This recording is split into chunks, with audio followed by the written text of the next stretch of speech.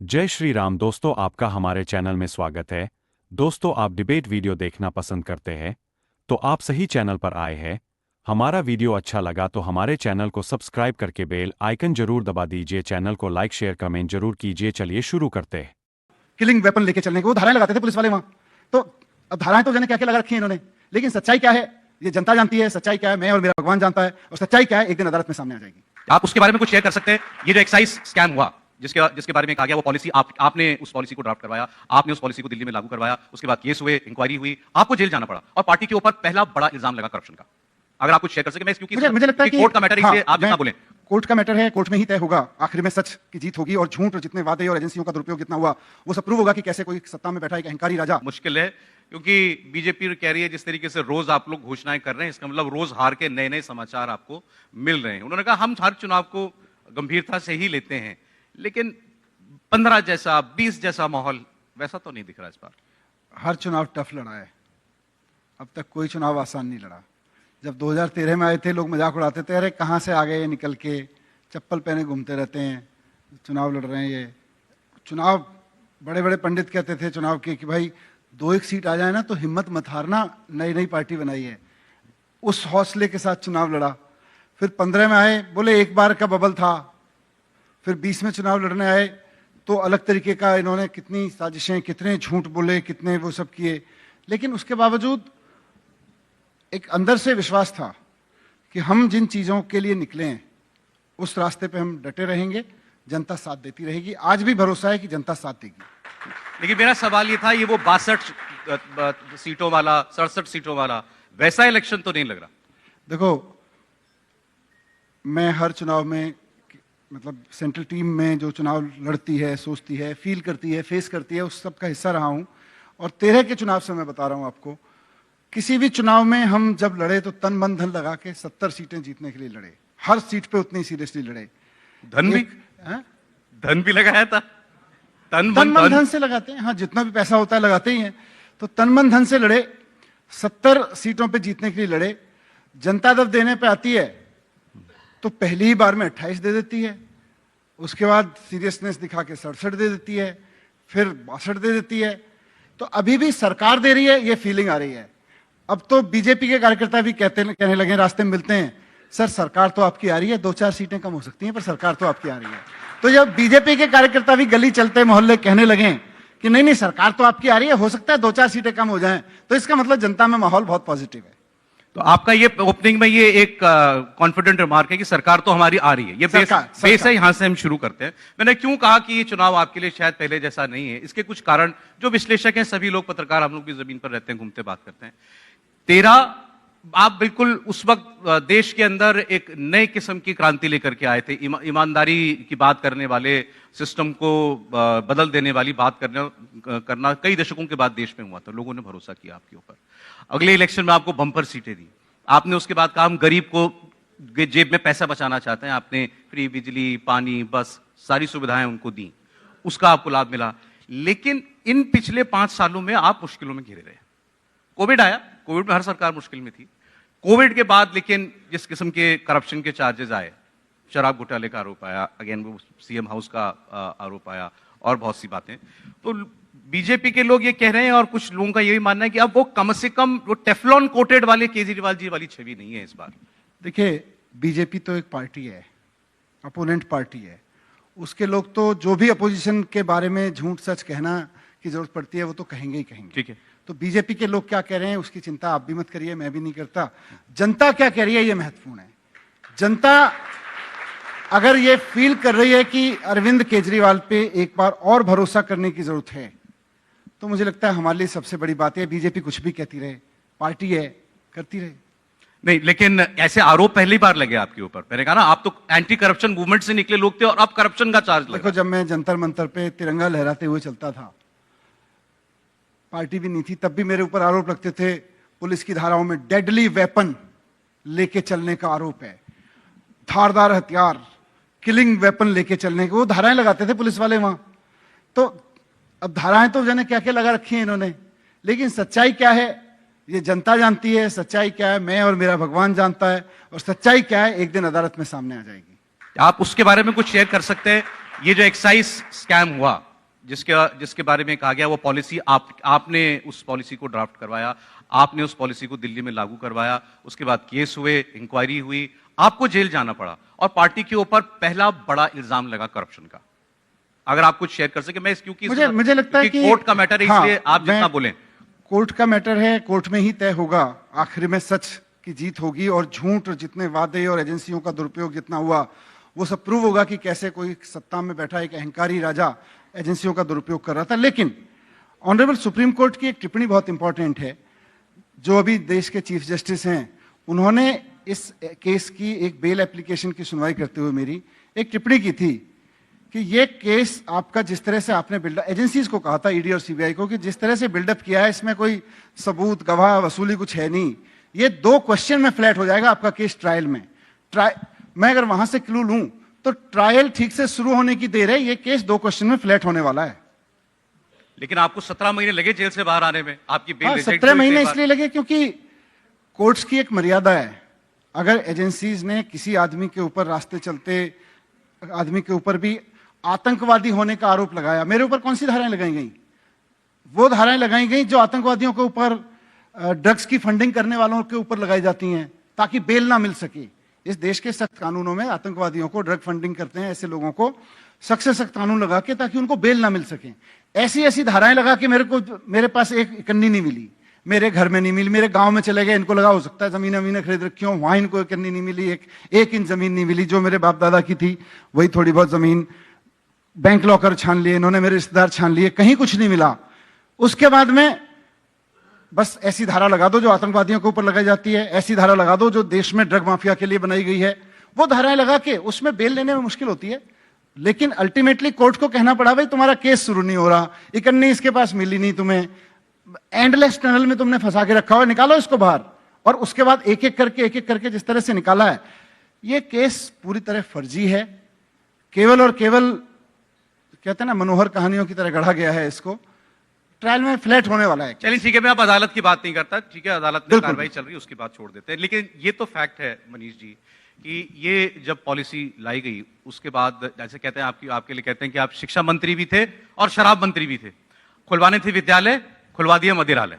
दिल्ली में 1 बोतल के साथ 1 बोतल फ्री मिलती थी, ये करिश्मा कहीं नहीं हुआ दुनिया में। देखिए, गुड़गांव में फ्री मिलती रहे और दिल्ली की जनता का टैक्स इस तरह से चोरी होता रहे, वो सब रोकने के लिए कहा था किसी दिन ये केस खत्म होने तो मैं आपके साथ इसके एक एक पेपर को लेके बैठूंगा और आपको भी लगेगा इस देश के कई राज्यों ने उसके बाद इस पॉलिसी को कॉपी किया है, ऐसी पॉलिसी को कॉपी कर करके वो कर रहे हैं। लेकिन अभी क्योंकि ये केस में है, मैं उसको बैठूंगा आपके साथ में एक दिन, इसके ऐसे बताऊंगा, आप भी मानोगे कि यार ये पॉलिसी तो देश के सारे राज्यों में उसी साल लागू हो जानी चाहिए थी जिस साल ये दिल्ली में लागू हुई थी। पॉलिसी में कुछ गलत नहीं था? नहीं, कुछ नहीं गलत। पॉलिसी दोबारा आएगी फिर वो, मतलब बिल्कुल आएगी। पंजाब में वही चल रही है और पंजाब में सरकार को 4000 करोड़ का फायदा हो गया। यहां पे बीजेपी वालों ने शोर मचाया, एलजी साहब ने अफसरों को धमकाया, खबरदार अगर ये पॉलिसी आगे चली, उसके बाद में दिल्ली को नुकसान हो रहा है आज उस पॉलिसी के खत्म होने का। पॉलिसी फिर विड्रॉ भी करी ना आपकी गवर्नमेंट ने? वो तो हर साल चेंज होते हैं, इसलिए मैंने कहा ना, दिल्ली के एलजी साहब ने जब अफसरों को धमकाया तो किस अफसर की हिम्मत थी कि वो पॉलिसी आगे लागू कर दे। ये एक मामला है। इसके बाद फिर मैं अभी अरविंद जी से बात कर रहा था सीएजी की रिपोर्ट की। सीएजी की रिपोर्ट टेबल नहीं हो रही है। मुख्यमंत्री ने कहा कि अब तो कार्यकाल ही खत्म हो गया है, तो अब नए कार्यकाल में जो सरकार आएगी वो उसको टेबल करे। लेकिन ये तो पता चलना चाहिए ना उस रिपोर्ट में क्या है, कि ये दावा है कि उसमें 14 घोटालों के आरोप है। बीजेपी भी कह रही है, कांग्रेस भी कह रही है। देखो, अगली सरकार जिसकी आएगी, क्यों हमारी सरकार आएगी और हमारी सरकार उसको रिपोर्ट को पेश करेगी, पहली बात तो ये है। और मुझे तो पूरा भरोसा है, सीएजी की रिपोर्ट में पहले बहुत तारीफ हुई है हमारी, सीएजी की रिपोर्ट में दिल्ली सरकार के कामकाज की खूब तारीफ हुई है, तो मुझे तो बहुत भरोसा है कि सीएजी की अगली रिपोर्ट में भी आम आदमी पार्टी की तारीफ होगी। जो ये रिपोर्ट व्हाट्सएप यूनिवर्सिटी की सर्कुलेट हो रही है ना, मुझे लगता है बीजेपी हेडक्वार्टर में उन्होंने फोटोशॉप कर करके कोई रिपोर्ट बना के इधर उधर बांट रखी है कि ये सीएजी की रिपोर्ट है। सीएजी की रिपोर्ट का एक संवैधानिक सच ये है सौरभ जी कि सीएजी की रिपोर्ट या तो सीएजी का ऑफिसर साइन करता है, लिफाफे में बंद करता है, उसके बाद मंत्री, मुख्यमंत्री, एलजी, किसी के पास पावर नहीं है कि उस रिपोर्ट को खोल सके। केवल और केवल विधानसभा या दैट मैटर संसद के पास ये पावर होती है कि उस रिपोर्ट को खोल सके। वो रिपोर्ट बंद लिफाफे में संसद में पेश की जाती है, विधानसभा में पेश की जाती है। मुझे पूरी उम्मीद है कि अभी तो ये व्हाट्सएप यूनिवर्सिटी की बनाई कोई रिपोर्ट बीजेपी ने घुमा रखी है लोगों के बीच में, जी सीएजी है, सीएजी है, सीएजी है, रिपोर्ट आने दीजिए। मुझे तो रिपोर्ट तो है आपकी गवर्नमेंट के पास, वो तो विधानसभा में आनी चाहिए थी। विधानसभा के पास है, विधानसभा के पास है, अगली विधानसभा में आ जाएगी। अच्छा चलिए, अभी आपने तानाशाह शब्द का इस्तेमाल किया था, वो याद है आपने जब आप जेल से बाहर आए थे तो आपका एक बयान था, जेल की बंद दीवारों ने आजाद हिंदुस्तान में भी तानाशाहों से लड़ना सिखा दिया। तो ये पूछा जा रहा है, आपसे ये पूछा जाता है कि जब आपको जेल हुई तो देश में तानाशाही थी, आप बाहर आ गए तो लोकतंत्र बहाल हो गया। इन्हीं कोर्ट्स ने आपको 17 महीने तक बेल नहीं दी, इन्हीं कोर्ट्स ने अब आपको बेल दे दी, तो सिस्टम काम करता है अपना। तो इसमें तानाशाही का, डिक्टेटरशिप का क्या सवाल है? तानाशाही और डिक्टेटरशिप इसलिए है कि भाई कुछ मिला हो किसी के पास, कुछ आपके पास चीजें ऐसी हों तो आप ईडी सीबीआई का इस्तेमाल करो। ये तानाशाही तो है कि देश में विपक्ष के नेताओं के खिलाफ ईडी केस फाइल करती जाती है, केस फाइल करती जाती है, फिर उनमें से जो ईडी की मशीन में धुल के बीजेपी में शामिल हो जाता है, ईडी उसके केस क्लोज करती चली जाती है, और बाकी फिर नहीं सुनेंगे उसको जेल में डाल दो, नहीं सुनेंगे उसके घर रेड करा दो।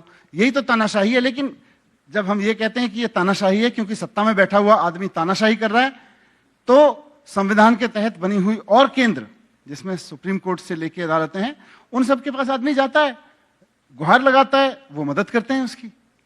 तो तानाशाही का मतलब ये नहीं है सुप्रीम कोर्ट खत्म हो गए, तानाशाही है, तानाशाही तो है। तानाशाही ये है नहीं क्या? अगर आप पत्रकार हैं, आप आज केंद्र सरकार के खिलाफ एक आवाज उठाएं, उसके किसी गलत को गलत कहने की हिम्मत करें, उसके बाद ईडी आपके घर पे आके रेड मार दे, तानाशाही हुई कि नहीं हुई?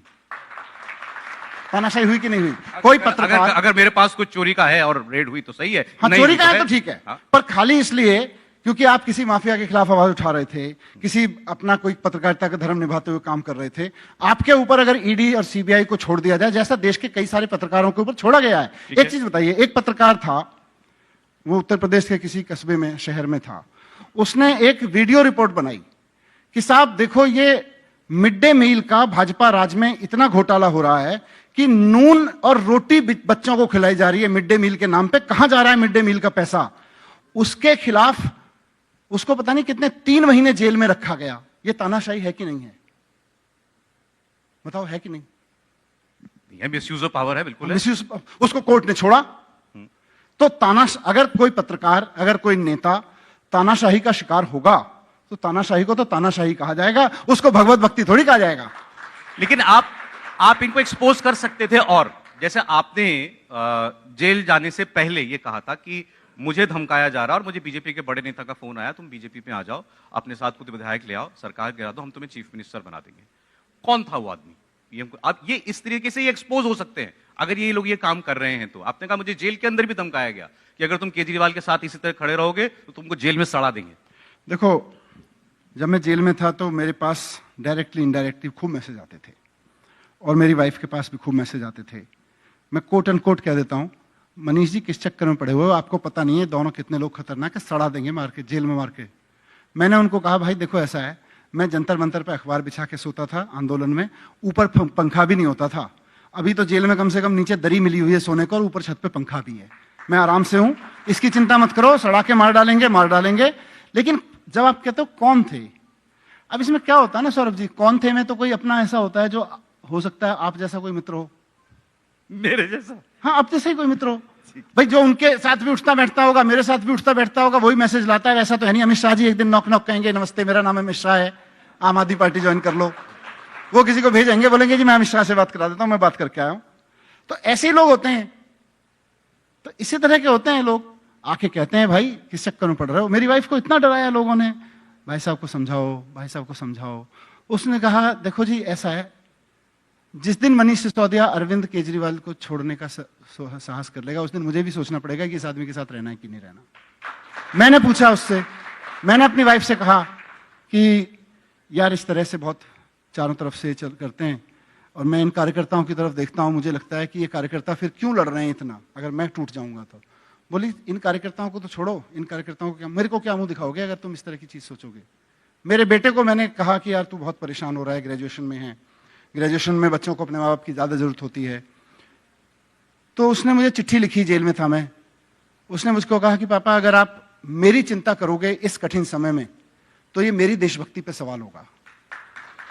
ये मेरी देशभक्ति पे सवाल होगा कि मेरा बाप जेल में बंद होके इस बात में चिंता कर रहा है कि बेटा परेशान है। बेटा परेशान होगा तो होगा, आप उसकी चिंता मत करो, बेटा भी देशभक्त है। तो मैं तो गर्व करता हूं अपनी फैमिली पे कि उसकी वजह से, अपने कार्यकर्ताओं की वजह से जो डटे रहे, वो भी मेरी फैमिली है, उनकी वजह से इन सब का मैं मुकाबला कर सका, इन सब के सामने मैं डट के खड़ा रह सका। मुझे अंदर से मुझे पता था कि भाई सच्चाई क्या है। तो अंदर से तो डर था नहीं, डरता वो है जो गलत करता है, उसको लगता है यार अब तो फंस गए, अब क्या होगा। आप अंदर से सच्चे हो, आपको बताए कि कुछ गलत तो किया नहीं है, सामने वाला तंत्रम कुछ कुछ कर रहा है, थोड़े दिन फंसाएगा, 10 दिन फंसाएगा, 10 महीने फंसाएगा, क्या कर लेगा, अंत में आ गए बाहर, आके जनता के बीच में है, जनता का प्यार लाड़ सम्मान खूब मिल रहा है, अब चुनाव लड़ रहे हैं और चुनाव जीत रहे हैं, आप कह रहे हैं। चुनाव जीत रहे हैं।